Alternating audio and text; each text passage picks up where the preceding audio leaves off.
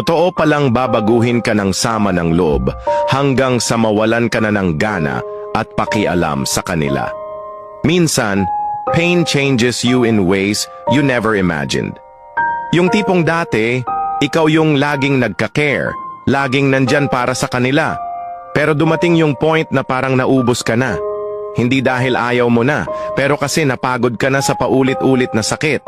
Totoo nga pala yung sabi nila, pain can transform even the kindest hearts into silent, distant souls.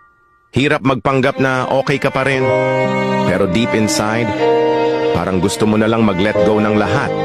Hindi mo naramdam ang dating excitement na ibigay ang buong sarili para sa iba. You slowly lose the energy to care and the will to stay. It's not about being selfish. It's about protecting what little peace is left in you. Kung minsan, ang paglayo ay hindi dahil galit ka.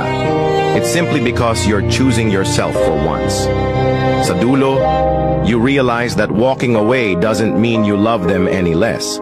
Mahal mo pa rin sila, pero mas mahal mo na ngayon ang sarili mo. Ang sakit ay hindi para manatili sa puso. It's meant to teach you to value yourself.